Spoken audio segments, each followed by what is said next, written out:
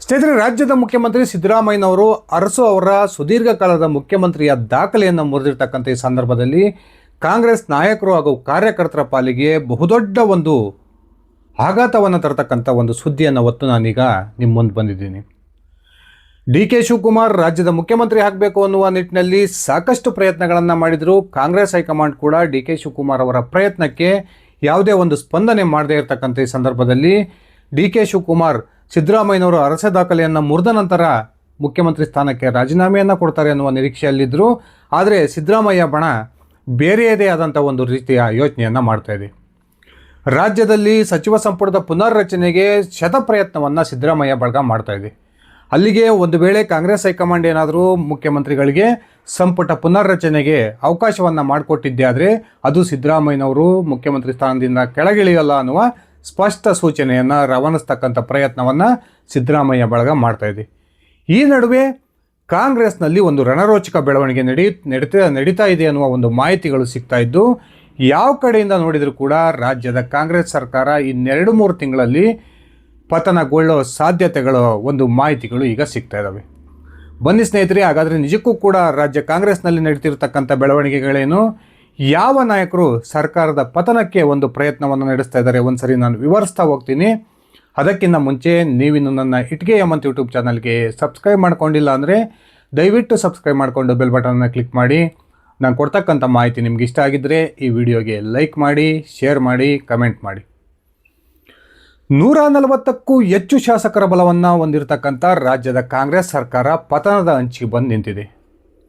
ಇದಕ್ಕೆ ಪ್ರಮುಖ ಕಾರಣ ವಿರೋಧ ಪಕ್ಷಗಳಲ್ಲ, ರಾಜ್ಯದ ಕಾಂಗ್ರೆಸ್ನಲ್ಲಿರ್ತಕ್ಕಂಥ ಗುಂಪು ರಾಜಕಾರಣ ಇವತ್ತು ಸರ್ಕಾರವನ್ನು ಪತನದ ಅಂಚಿಗೆ ತಂದು ನಿಲ್ಲಿಸಿದಾವೆ ಅಂದರೆ ತಪ್ಪಾಗೋದಿಲ್ಲ. ರಾಜ್ಯದಲ್ಲಿರ್ತಕ್ಕಂಥ ಕಾಂಗ್ರೆಸ್ನ ಎರಡೂ ಬಣದ ಪ್ರಮುಖ ನಾಯಕರು ಇದೀಗ BJPಯ ವರಿಷ್ಠ ಅಮಿತ್ ಶಾ ಅವರ ಒಂದು ಸಂಪರ್ಕ ಸಾಧಿಸ್ತಕ್ಕಂಥ ಪ್ರಯತ್ನವನ್ನು ಮಾಡ್ತಿದ್ದಾರೆ. ಆ ಸಂಪರ್ಕ ಸಾಧಿಸೋದಕ್ಕೆ ಕಾಂಗ್ರೆಸ್ನ ಎರಡೂ ಬಣದ ನಾಯಕರು ಇಬ್ಬರು BJP ನಾಯಕರ ಒಂದು ಸಹಕಾರವನ್ನು ತೆಗೆದುಕೊಳ್ತಿದ್ದಾರೆ ಅನ್ನುವ ಒಂದು ಸ್ಫೋಟಕ ಮಾಹಿತಿಗಳು ಇದೀಗ ಲಭ್ಯವಾಗ್ತಾ ಇದ್ದಾವೆ.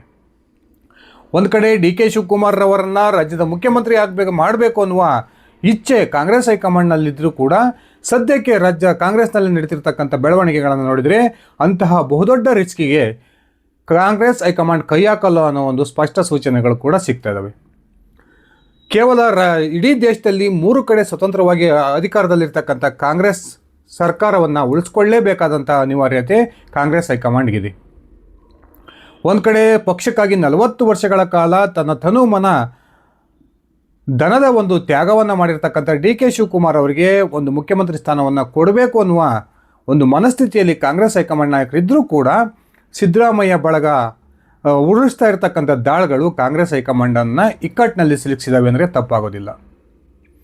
ಅಲ್ಲಿಗೂ ಕೂಡ ಕಾಂಗ್ರೆಸ್ ಹೈಕಮಾಂಡ್ ಒಂದು ದೃಢ ನಿರ್ಧಾರಕ್ಕೆ ಬಂದು ಸಿದ್ದರಾಮಯ್ಯನವರನ್ನೇನಾದರೂ ಮುಖ್ಯಮಂತ್ರಿ ಸ್ಥಾನದಿಂದ ಕೆಳಗಿಳಿಸ್ತಕ್ಕಂಥ ಮನಸ್ಥಿತಿಗೆ ಬಂದರೆ, ಒಂದು ವೇಳೆ ಸಿದ್ದರಾಮಯ್ಯನವರ ಬಹುನಿರೀಕ್ಷಿತ ಸಚಿವ ಸಂಪುಟದ ಪುನರ್ರಚನೆಗೆ ಒಪ್ಪಿಗೆಯನ್ನು ಕೊಡದೆ ಹೋದರೆ, ಸಿದ್ದರಾಮಯ್ಯನವರು ದಾಖಲೆಯ ಬಜೆಟನ್ನು ಮಂಡಿಸಬೇಕು ಅನ್ನುವ ನಿರೀಕ್ಷೆಯಲ್ಲಿ ಏನಿದ್ದಾರೆ ಆ ಬಜೆಟನ್ನು ಮಂಡಿಸೋದಕ್ಕೆ ಅವಕಾಶವನ್ನು ಮಾಡಿಕೊಡದೆ ಹೋದರೆ ಸಿದ್ದರಾಮಯ್ಯ ಬಳಗ ಈಗಾಗಲೇ ಪ್ಲಾನ್ ಬಿ ಅನ್ನು ರೆಡಿ ಮಾಡಿಕೊಂಡಿದೆ. ಒಂದು ವೇಳೆ ಕಾಂಗ್ರೆಸ್ ಹೈಕಮಾಂಡ್ ಡಿ.ಕೆ. ಶಿವಕುಮಾರ್ ಅವರನ್ನು ರಾಜ್ಯದ ಮುಖ್ಯಮಂತ್ರಿ ಮಾಡಬೇಕು ಅನ್ನುವ ಒಂದು ಸ್ಪಷ್ಟ ನಿರ್ಧಾರಕ್ಕೆ ಬಂದಿದ್ದೆ ಆದರೆ ಆಗ ಸಿದ್ದು ಬಣ ತಮ್ಮ ಪಕ್ಷದ ವಿರುದ್ಧ ಸಿಡಿದೇಳುತ್ತೆ ಅನ್ನುವ ಒಂದು ಸ್ಪಷ್ಟ ಮಾಹಿತಿಗಳು ಈಗ ಸಿಗ್ತಾ ಇದ್ದಾವೆ. ಎಲ್ಲರಿಗೂ ಕೂಡ ಆಶ್ಚರ್ಯ ಆಗ್ಬೋದು, ಸಿದ್ದರಾಮಯ್ಯ ನಿಜಕ್ಕೂ ಕೂಡ BJPಗೆ ಹೋಗ್ತಾರಾ? BJP ನಾಯಕರ ಸಂಪರ್ಕವನ್ನು ಸಾಧಿಸ್ತಕ್ಕಂಥ ಪ್ರಯತ್ನ ಮಾಡ್ತಾರಾ? ಬೆಳಿಗ್ಗೆ ಸಂಜೆ ಆದರೆ ಸಿದ್ದರಾಮಯ್ಯನವರು ಮಾಧ್ಯಮಗಳ ಮುಂದೆ ಬಂದು BJP ನಾಯಕರನ್ನು ಇನಾಮಾನಯವಾಗಿ ವಾಗ್ದಾಳಿಯನ್ನು ನಡೆಸ್ತಾರೆ. ಇಂತಹ ಒಬ್ಬ ಸಿದ್ದರಾಮಯ್ಯ ತನ್ನ ತತ್ವ ಸಿದ್ಧಾಂತಗಳನ್ನು ಬಿಟ್ಟು BJPಯ ನಾಯಕರೊಂದಿಗೆ ಕೈ ಜೋಡಿಸ್ತಾರೋ ಅನ್ನುವ ಪ್ರಶ್ನೆಗಳು ಉಟ್ಕೊಂಡಿದ್ದಾವೆ. ಸ್ನೇಹಿತರೆ, 2018ರ ಚುನಾವಣೆಯ ನಂತರ ರಾಜ್ಯದಲ್ಲಿ ಅಸ್ತಿತ್ವಕ್ಕೆ ಬಂದಿದ್ದಂತಹ JDS ಕಾಂಗ್ರೆಸ್ ನೇತೃತ್ವದ ಮೈತ್ರಿ ಸರ್ಕಾರದ ಪತನಕ್ಕೆ ಪ್ರಮುಖ ಕಾರಣ ಆಗಿದ್ದಂಥವರು ಇದೇ ಸಿದ್ದರಾಮಯ್ಯ ಅನ್ನೋ ಮಾತನ್ನು ನಾನು ಇವತ್ತು ನಿಮಗೆ ನೆನಪಿಸ್ತೀನಿ. ಆ ಒಂದು ಸಂದರ್ಭದಲ್ಲಿ JDS ಹಾಗೂ ಕಾಂಗ್ರೆಸ್ ಸಮನ್ವಯ ಸಮಿತಿಯ ಅಧ್ಯಕ್ಷರಾಗಿದ್ದರೂ ಕೂಡ ಸಿದ್ದರಾಮಯ್ಯನವರ ಮಾತಿಗೆ HD ಕುಮಾರಸ್ವಾಮಿ ಅವರು ಮನ್ನಣೆಯನ್ನು ಕೊಡಲಿಲ್ಲ. ಸಿದ್ದರಾಮಯ್ಯನವರ ಯಾವ ಮಾತು ಕೂಡ ಆ ಸರ್ಕಾರದಲ್ಲಿ ನಡೆಯಲಿಲ್ಲ ಅನ್ನೋ ಕಾರಣಕ್ಕೆ ತನ್ನ ಬೆಂಬಲಿಗ 14ಕ್ಕೂ ಹೆಚ್ಚು ಶಾಸಕರನ್ನ BJPಗೆ ಹೋಗುವಂತೆ ನೋಡ್ಕೊಂಡಿದ್ದು ಇದೇ ಸಿದ್ದರಾಮಯ್ಯ. ಸಿದ್ದರಾಮಯ್ಯನವರ ಕಟ್ಟ ಬೆಂಬಲಿಗ ಅನೇಕ ಶಾಸಕರು ಆ ಸಂದರ್ಭದಲ್ಲಿ BJPಯನ್ನು ಸೇರ್ಪಡೆ ಆಗೋದ್ರ ಮೂಲಕ ಕುಮಾರಸ್ವಾಮಿ ನೇತೃತ್ವದ ಸರ್ಕಾರದ ಪತನಕ್ಕೆ ಕಾರಣ ಆಗಿದ್ದರು. ಈ ಹಿಂದೆ JDSನೊಂದಿಗೆ ಗುರುತಿಸಿಕೊಂಡು JDSನ್ನು ಕಟ್ಟಿ ಬೆಳೆಸಿದಂಥ ಸಿದ್ದರಾಮಯ್ಯನವರು JDSನಲ್ಲಿ ತನಗೆ ಉನ್ನತ ಸ್ಥಾನ ಸಿಗೋಲ್ಲ ಅನ್ನುವ ಗ್ಯಾರಂಟಿ ಯಾವಾಗ ಆಯಿತೋ ಆಗ ಆ ಪಕ್ಷವನ್ನು ತೊರೆದು ಪಕ್ಷದ ವಿರುದ್ಧವೇ ಸಾಕಷ್ಟು ಚಟುವಟಿಕೆಗಳನ್ನು ನಡೆಸಿದರು. ಕೊನೆಗೆ JDSನಿಂದ ಅವರನ್ನು ಉಚ್ಚಾಟನೆ ಕೂಡ ಮಾಡಲಾಯಿತು. ಇಂತಹ ಸಿದ್ದರಾಮಯ್ಯ ಈಗ ಪೂರ್ಣಾವಧಿ ಮುಖ್ಯಮಂತ್ರಿಯಾಗಿ ಮುಂದುವರಿಬೇಕು ಅನ್ನುವ ನಿರೀಕ್ಷೆಯನ್ನು ಇಟ್ಕೊಂಡಿದ್ದಾರೆ. ಅವರ ಬೆಂಬಲಿಗರು ಕೂಡ ಬಹಿರಂಗವಾಗಿಯೇ ಈ ಮಾತುಗಳನ್ನು ಪದೇ ಪದೇ ಆಡ್ತಾ ಇದ್ದಾರೆ. ಆದರೂ ಕಾಂಗ್ರೆಸ್ ಹೈಕಮಾಂಡ್ ಏನಾದರೂ ಒಂದು ವೇಳೆ ಸಿದ್ದರಾಮಯ್ಯನವರನ್ನು ಇಳಿಸ್ತಕ್ಕಂಥ ಒಂದು ನಿರ್ಧಾರಕ್ಕೆ ಬಂದಿದ್ದೇ ಆದರೆ ಆಗ ಸಿದ್ದರಾಮಯ್ಯನವರ ಬಣದ ಪ್ರಮುಖ ನಾಯಕನಾಗಿರ್ತಕ್ಕಂಥ ಸತೀಶ್ ಜಾರಕಿಹೊಳಿ ಅವರ ನೇತೃತ್ವದಲ್ಲಿ ಸುಮಾರು 70ಕ್ಕೂ ಹೆಚ್ಚು ಶಾಸಕರು ಕಾಂಗ್ರೆಸ್ಸನ್ನು ತೊರೆಯುವ ಸಾಧ್ಯತೆಗಳಿದ್ದಾವೆ ಎನ್ನುವ ಮಾಹಿತಿಗಳು ಸಿಗ್ತಾ ಇದ್ದು, ಇದೀಗ ಸತೀಶ್ ಜಾರಕಿಹೊಳಿ ಅವರು ತನ್ನ ಸಹೋದರ ರಮೇಶ್ ಜಾರಕಿಹೊಳಿ ಅವರ ಮೂಲಕ BJPಯ ವರಿಷ್ಠ ಅಮಿತ್ ಶಾ ಅವರನ್ನು ಸಂಪರ್ಕ ಮಾಡಿದ್ದಾರೆ ಎನ್ನುವ ಮಾಹಿತಿಗಳು ಸಿಗ್ತಾ ಇದ್ದಾವೆ. ಒಂದು ವೇಳೆ DK ಶಿವಕುಮಾರ್ ರಾಜ್ಯದ ಮುಖ್ಯಮಂತ್ರಿಯಾಗಿ ಅಧಿಕಾರವನ್ನು ವಹಿಸಿಕೊಂಡ್ರೂ ಕೂಡ ಆ DK ಶಿವಕುಮಾರ್ಗೆ ಏನೆಲ್ಲ ತೊಂದರೆಗಳನ್ನು ಕೊಡ್ಬೋದು ಆ ತೊಂದರೆಗಳನ್ನೆಲ್ಲ ಈಗಾಗಲೇ ಆ ಸಿದ್ದು ಬಣ ರೆಡಿ ಮಾಡಿಕೊಂಡಿದೆ. ರಾಜ್ಯದಲ್ಲಿ KPCC ಅಧ್ಯಕ್ಷರ ಬದಲಾವಣೆ, ಪರ್ಯಾಯ ಉಪಮುಖ್ಯಮಂತ್ರಿಗಳು ಅಂದರೆ 3ರಿಂದ 4 ಉಪಮುಖ್ಯಮಂತ್ರಿಗಳನ್ನು ನೇಮಕ ಮಾಡಬೇಕು ಅನ್ನುವ ಬೇಡಿಕೆ, ಅದೇ ರೀತಿ ದಲಿತ CM ಅನ್ನು ರಾಜ್ಯಕ್ಕೆ ನೇಮಕ ಮಾಡಬೇಕು ಅನ್ನುವ ಬೇಡಿಕೆಯನ್ನು ತಮ್ಮ ಹೈಕಮಾಂಡ್ನ ಮುಂದೆ ಇಡಬೇಕು ಅನ್ನುವ ಒಂದು ಲೆಕ್ಕಾಚಾರದಲ್ಲಿ ಸಿದ್ದರಾಮಯ್ಯ ಬಳಗ ಇದೆ. ಈಗಾಗಲೇ ಸತೀಶ್ ಜಾರಕಿಹೊಳಿ ಅವರ ನೇತೃತ್ವದಲ್ಲಿ 70ಕ್ಕೂ ಹೆಚ್ಚು ಶಾಸಕರು ಒಂದು ಗುಂಪನ್ನು ರಚನೆ ಮಾಡಿಕೊಂಡಿದ್ದಾರೆ. ಒಂದು ವೇಳೆ ಕಾಂಗ್ರೆಸ್ ಹೈಕಮಾಂಡ್ ಅನಿವಾರ್ಯವಾಗಿ ಈ DK ಶಿವಕುಮಾರ್ ಅವರಿಗೆ ಮುಖ್ಯಮಂತ್ರಿ ಸ್ಥಾನವನ್ನು ಕೊಡ್ತಕ್ಕಂಥ ಒಂದು ಮನಸ್ಥಿತಿಗೆ ಬಂದರೆ ಆಗ ರಮೇಶ್ ಜಾರಕಿಹೊಳಿ ಅವರ ನೇತೃತ್ವದಲ್ಲಿ ಸತೀಶ್ ಜಾರಕಿಹೊಳಿ ತನ್ನ ತಂಡದೊಂದಿಗೆ BJP ನಾಯಕರ ಸಂಪರ್ಕಕ್ಕೆ ಬರ್ತಾರೆ. ಆ ಮೂಲಕ ರಾಜ್ಯದ ಕಾಂಗ್ರೆಸ್ ಸರ್ಕಾರ ಪತನ ಆಗುತ್ತೆ ಅನ್ನುವ ಒಂದು ಸ್ಪಷ್ಟ ಮಾಹಿತಿಗಳು ಸಿಗ್ತಾ ಇದ್ದಾವೆ.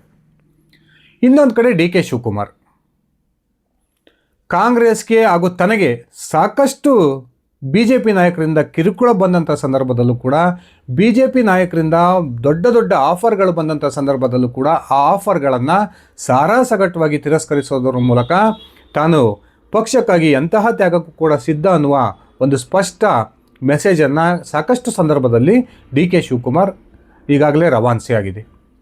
ಒಂದು ಕಡೆ ಕಾಂಗ್ರೆಸ್ ಪಾಲಿನ ಟ್ರಬಲ್ ಶೂಟರ್ ಎನಿಸ್ಕೊಂಡಿರ್ತಕ್ಕಂಥ DK ಶಿವಕುಮಾರ್ ರಾಜ್ಯದ ಮುಖ್ಯಮಂತ್ರಿ ಆಗಬೇಕು ಅನ್ನುವ ಬಹುದೊಡ್ಡ ನಿರೀಕ್ಷೆಯನ್ನು ಇಟ್ಕೊಂಡಿದ್ದಾರೆ. ಆದರೆ ಟ್ರಬಲ್ ಶೂಟರ್ ಆಗಿರ್ತಕ್ಕಂಥ DK ಶಿವಕುಮಾರ್ ಅವರಿಗೆ ಸ್ವತಃ ಈಗ ಟ್ರಬಲ್ ಎದುರಾಗಿದೆ.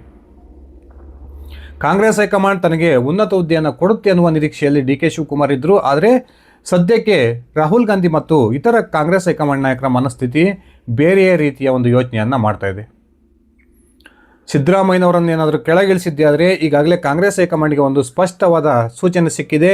ಸಿದ್ದು ಬೆಂಬಲಿಗ 70ಕ್ಕೂ ಹೆಚ್ಚು ಶಾಸಕರು ಕಾಂಗ್ರೆಸ್ಸನ್ನು ತೊರೀತಾರೆ, ಆಗ ಸರ್ಕಾರ ಪತನ ಆಗುತ್ತೆ ಅನ್ನುವ ಒಂದು ಕಾರಣಕ್ಕೆ ಇದೀಗ ಮುಖ್ಯಮಂತ್ರಿ ಬದಲಾವಣೆಯ ಒಂದು ವಿಚಾರವನ್ನು ಕಾಂಗ್ರೆಸ್ ಹೈಕಮಾಂಡ್ ನಾಯಕರು ಈಗಾಗಲೇ ಕೈಬಿಟ್ಟಿದ್ದಾರೆ. DK ಶಿವಕುಮಾರ್ ಕೂಡ ಇದೇ ಜನವರಿ 9ನೇ ತಾರೀಕಿಗೆ ಒಂದು ಡೆಡ್ಲೈನನ್ನು ಹಾಕ್ಕೊಂಡಿದ್ದಾರೆ ಅನ್ನುವ ಒಂದು ಸ್ಪಷ್ಟ ಮಾಹಿತಿಗಳು ಸಿಗ್ತಾ ಇದ್ದು, ಇದೇ 9ನೇ ತಾರೀಕಿನೊಳಗೆ ಕಾಂಗ್ರೆಸ್ ಹೈಕಮಾಂಡ್ ಸ್ಪಷ್ಟವಾದ ನಿರ್ಧಾರವನ್ನು ತೆಗೆದುಕೊಳ್ಳದೆ ಹೋದರೆ DK ಶಿವಕುಮಾರ್ ತನ್ನದೇ ಆದಂತಹ ರಾಜಕೀಯ ನಿರ್ಧಾರವನ್ನು ತೆಗೆದುಕೊಳ್ಳೋದಕ್ಕೆ ಎಲ್ಲ ರೀತಿಯ ಸಿದ್ಧತೆಗಳನ್ನು ಮಾಡಿಕೊಂಡಿದ್ದಾರೆ. DK ಶಿವಕುಮಾರ್ ಕೂಡ ಒಬ್ಬ BJPಯ ಮಹಾನ್ ನಾಯಕನ ಜೊತೆಗೆ ಈಗಾಗಲೇ 2-3 ಸುತ್ತಿನ ಮಾತುಕತೆಗಳನ್ನು ಕೂಡ ಮುಗಿಸಿದ್ದಾರೆ ಅನ್ನುವ ಮಾಹಿತಿಗಳು ಸಿಗ್ತಾ ಇದ್ದು, ಇತ್ತೀಚೆಗೆ DK ಶಿವಕುಮಾರ್ ಗೋವಾ ಪ್ರವಾಸವನ್ನು ಕೈಗೊಂಡಿದ್ದರು. ಆ ಗೋವಾ ಪ್ರವಾಸದ ಸಂದರ್ಭದಲ್ಲಿ ಗೋವಾದ ಮುಖ್ಯಮಂತ್ರಿ ಪ್ರಮೋದ್ ಸಾವಂತ್ ಅವರ ಜೊತೆಗೆ DK ಶಿವಕುಮಾರ್ ಮಾತುಕತೆಗಳನ್ನು ನಡೆಸಿದ್ದಾರೆ ಅನ್ನುವ ಮಾಹಿತಿಗಳು ಸಿಗ್ತಾ ಇದ್ದು, ಪ್ರಮೋದ್ ಸಾವಂತ್ ನಿಜಕ್ಕೂ ಕೂಡ ಕರ್ನಾಟಕ ರಾಜಕಾರಣದ ಮೇಲೆ ಯಾಕೆ ಇಷ್ಟು ಆಸಕ್ತಿ ಅನ್ನುವ ಪ್ರಶ್ನೆಗಳು ಕೂಡ ಹುಟ್ಕೊಂಡಿದ್ದಾವೆ. ಲೋಕಸಭಾ ಚುನಾವಣೆಯ ಸಂದರ್ಭದಲ್ಲಿ BJP ಹಾಗೂ JDS ನಡುವಿನ ಮೈತ್ರಿಗೆ ಪ್ರಮುಖ ಕಾರಣಕರ್ತರಾಗಿದ್ದೇ ಈ ಪ್ರಮೋದ್ ಸಾವಂತ್. ಇಂತಹ ಪ್ರಮೋದ್ ಸಾವಂತ್ ಅವರ ಜೊತೆಗೆ ಸಂಪರ್ಕವನ್ನು ಸಾಧಿಸೋದ್ರ ಮೂಲಕ DK ಶಿವಕುಮಾರ್ ಕೂಡ ತಾನು ಮುಖ್ಯಮಂತ್ರಿ ಸ್ಥಾನವನ್ನು ಪಡೆಯೋದಕ್ಕೆ ಎಂತಹ ಒಂದು ದೊಡ್ಡ ನಿರ್ಧಾರಕ್ಕೂ ಕೂಡ ಸಿದ್ಧ ಅಂತಕ್ಕಂಥ ಒಂದು ಮೆಸೇಜನ್ನು ಪಾಸ್ ಮಾಡ್ತಕ್ಕಂಥ ಪ್ರಯತ್ನವನ್ನು ನಡೆಸ್ತಾ ಇದ್ದಾರೆ. ಜನವರಿ 9ರವರೆಗೂ ಕೂಡ ಕಾದು ನೋಡಿ ಕಾಂಗ್ರೆಸ್ ಹೈಕಮಾಂಡ್ ಒಂದು ವೇಳೆ ಮುಖ್ಯಮಂತ್ರಿ ಬದಲಾವಣೆ ವಿಚಾರದಲ್ಲಿ ಸ್ಪಷ್ಟವಾದ ನಿರ್ಧಾರವನ್ನು ತೆಗೆದುಕೊಳ್ಳದೆ ಹೋದರೆ ಪ್ರಮೋದ್ ಸಾವಂತ್ರೊಂದಿಗೆ ಡಿ ಕೆ ಶಿವಕುಮಾರ್ ಕೈ ಜೋಡಿಸೋದ್ರ ಮೂಲಕ ಅಮಿತ್ ಶಾ ಅವರ ಸಂಪರ್ಕವನ್ನು ಸಾಧಿಸ್ತಾರೆ. ಆ ಮೂಲಕ ರಾಜ್ಯದ ಕಾಂಗ್ರೆಸ್ ಸರ್ಕಾರ ಪತನ ಆದರೂ ಪರವಾಗಿಲ್ಲ, ನಾನು ಅಂದ್ಕೊಂಡಿರ್ತಕ್ಕಂಥ ಗುರಿಯನ್ನು ಸಾಧಿಸಬೇಕು ಅನ್ನುವ ನಿಟ್ಟಿನಲ್ಲಿ ಡಿ ಕೆ ಶಿವಕುಮಾರ್ ಮಹತ್ವದ ಹೆಜ್ಜೆಯನ್ನು ಈಗಾಗಲೇ ಇಟ್ಟಾಗಿದೆ ಅನ್ನುವ ಮಾಹಿತಿಗಳು ಕೂಡ ಸಿಗ್ತಾ ಇದ್ದಾವೆ. ಸ್ನೇಹಿತರೆ, ರಾಜ್ಯದ ಕಾಂಗ್ರೆಸ್ನಲ್ಲಿ ಸಾಕಷ್ಟು ಅಸಮಾಧಾನಗಳಿದ್ದಾವೆ. ಸರ್ಕಾರ ಅಸ್ತಿತ್ವಕ್ಕೆ ಬಂದು ಸುಮಾರು 31 ತಿಂಗಳ ಅವಧಿ ಮುಗಿದೋಗಿದೆ. ಇಂತಹ ಅವಧಿಯಲ್ಲಿ ಸಾಕಷ್ಟು ಭರವಸೆಗಳನ್ನು ಕೊಟ್ಟು ಕ್ಷೇತ್ರಗಳಲ್ಲಿ ಗೆಲುವನ್ನು ಸಾಧಿಸಿದ್ದಂಥ ಕಾಂಗ್ರೆಸ್ನ ಶಾಸಕರು ಅನುದಾನದ ಕೊರತೆಯಿಂದ ತೀರಾ ಅವಮಾನಕ್ಕೊಳಗಾಗಿದ್ದಾರೆ. ಎಷ್ಟೋ ಕಾಂಗ್ರೆಸ್ನ ಶಾಸಕರು ತಮ್ಮ ಕ್ಷೇತ್ರಗಳಿಗೆ ಕಾಲಿಡ್ತಕ್ಕಂಥ ಪರಿಸ್ಥಿತಿಯಲ್ಲೂ ಕೂಡ ಇವತ್ತಿಲ್ಲ. ಇಂತಹ ಸಂದರ್ಭದಲ್ಲಿ ಒಂದು ಕಡೆ ಕಾಂಗ್ರೆಸ್ನ ಹಿರಿಯ ಶಾಸಕರು ಸಂಪುಟ ಪುನರ್ರಚನೆ ಆಗುತ್ತೆ, ತಮಗೆ ಸಂಪುಟದಲ್ಲಿ ಈ ಬಾರಿ ಮಂತ್ರಿ ಆಗ್ತಕ್ಕಂಥ ಭಾಗ್ಯ ಸಿಗುತ್ತೆ ಅನ್ನುವ ನಿರೀಕ್ಷೆಯಲ್ಲಿದ್ದರೆ, ಇನ್ನೊಂದು ಕಡೆ D K Shivakumar Congress high command ತನಗೆ ಮಹತ್ವದ ಹುದ್ದೆಯನ್ನು ಕೊಡಿಸುತ್ತೆ ಅನ್ನುವ ನಿರೀಕ್ಷೆಯಲ್ಲಿದ್ದರು. ಆದರೆ ಕಾಂಗ್ರೆಸ್ನಲ್ಲಿ ನಡೀತಿರ್ತಕ್ಕಂಥ ಈ ಬೆಳವಣಿಗೆಗಳು ನಿಜಕ್ಕೂ ಕೂಡ ಸರ್ಕಾರದ ಅಸ್ತಿತ್ವದ ಬುಡಕ್ಕೆ ಬೆಂಕಿಯನ್ನು ಇಡೋದು ಬಹುತೇಕ ಪಕ್ಕ ಅಂತಕ್ಕಂಥ ಮಾಹಿತಿಗಳು ಕೂಡ ಸಿಗ್ತಾ ಇದ್ದಾವೆ. ಸ್ನೇಹಿತರೆ, ಎಲ್ಲವೂ ಕೂಡ ಈಗ ನಡೀತಿರ್ತಕ್ಕಂಥ ಬೆಳವಣಿಗೆಗಳು ಮುಂದುವರೆದಿದ್ದರೆ ಡಿ ಕೆ ಶಿವಕುಮಾರ್ ಮುಖ್ಯಮಂತ್ರಿ ಆದರೂ ಕೂಡ ರಾಜ್ಯದ ಕಾಂಗ್ರೆಸ್ ಸರ್ಕಾರ 2-3 ತಿಂಗಳ ಅವಧಿಯಲ್ಲಿ ಪತನ ಆಗೋದು ನಿಶ್ಚಿತ. ಅಥವಾ ಡಿ ಕೆ ಶಿವಕುಮಾರ್ ಅವರನ್ನು ಮುಖ್ಯಮಂತ್ರಿ ಮಾಡದೇ ಇದ್ದರೂ ಕೂಡ ಸರ್ಕಾರ ಪತನ ಆಗೋದು ನಿಶ್ಚಿತ ಅಂತಕ್ಕಂಥ ಒಂದು ಮಾಹಿತಿಗಳು ಸಿಗ್ತಾ ಇದ್ದು, ಇದು ಕಾಂಗ್ರೆಸ್ ನಾಯಕರು ಹಾಗೂ ಕಾರ್ಯಕರ್ತರ ಪಾಲಿಗೆ ನುಂಗ್ಲಾರ್ದಂತಹ ಬಹುದೊಡ್ಡ ಬಿಸಿ ತುಪ್ಪ ಅಂದರೆ ತಪ್ಪಾಗೋದಿಲ್ಲ. ಸ್ನೇಹಿತರೆ, ನಾನು ಕೊಟ್ಟಿರ್ತಕ್ಕಂಥ ಮಾಹಿತಿ ನಿಮ್ಗೆ ಇಷ್ಟ ಆಗಿದ್ದರೆ ಈ ವಿಡಿಯೋಗೆ ಲೈಕ್ ಮಾಡಿ, ಶೇರ್ ಮಾಡಿ, ಕಮೆಂಟ್ ಮಾಡಿ. ದಯವಿಟ್ಟು ಡಿ ಕೆ ಶಿವಕುಮಾರ್ ರಾಜ್ಯದ ಮುಖ್ಯಮಂತ್ರಿ ಆಗಬೇಕಾ ಅಥವಾ ಸಿದ್ದರಾಮಯ್ಯನವರೇ ಮುಖ್ಯಮಂತ್ರಿ ಸ್ಥಾನದಲ್ಲಿ ಮುಂದುವರಿಬೇಕಾ, ನಿಮ್ಮ ವೈಯಕ್ತಿಕ ಅಭಿಪ್ರಾಯವನ್ನು ಕಮೆಂಟ್ ಮಾಡಿ. ಧನ್ಯವಾದಗಳು ಸ್ನೇಹಿತರೆ, ಶುಭ ದಿನ.